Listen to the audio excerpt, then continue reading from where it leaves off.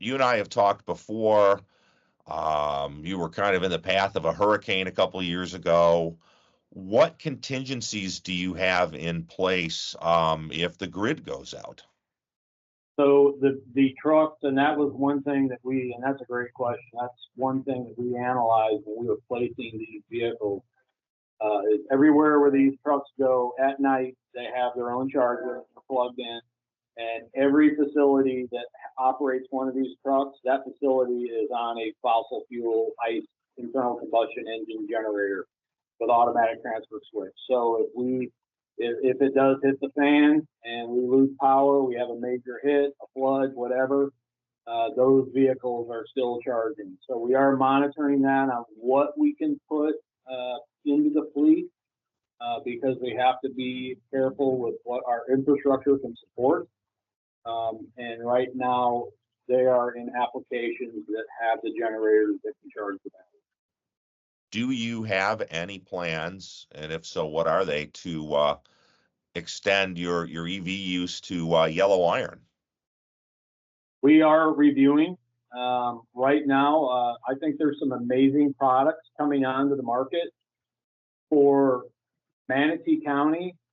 That those products are not ready for the duty cycle that we need.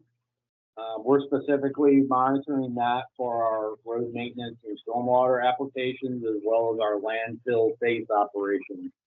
I was really hoping that a manufacturer had a heavy-duty landfill high-track dozer ready that can run 12 hours a day and do the duty cycles that we need.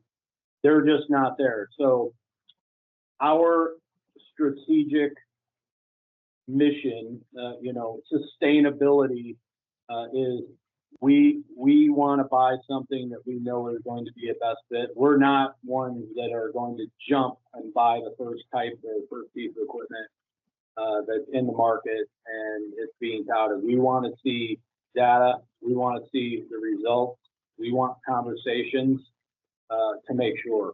But we are constantly looking at different types of equipment that we can put into the heavy equipment and the heavy iron. Okay. So I mean, we look back on it now, 2010.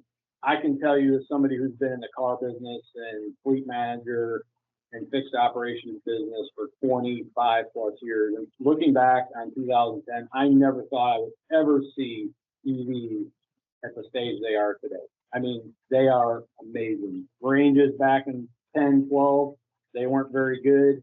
No one wanted them. They were a quirky car. Then we start migrating forward. Those Lightnings get 230 miles out of the charge. We bought the base model. They are amazing. Now we're seeing you can buy a longer range, 300 miles. It's a substantially uptick in price for us and what we're using those trucks for. It's not good. We're reviewing, like Tesla has a 310 mile range on a Model Y.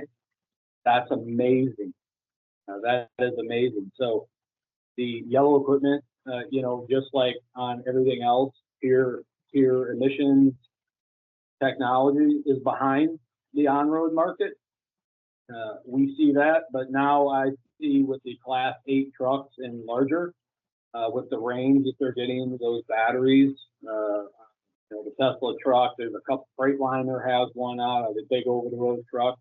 That's what we need to get that battery technology. It's got to catch up. They already have the motors. They can do the motors. They can do all the other technology. We just need the capacity of the battery.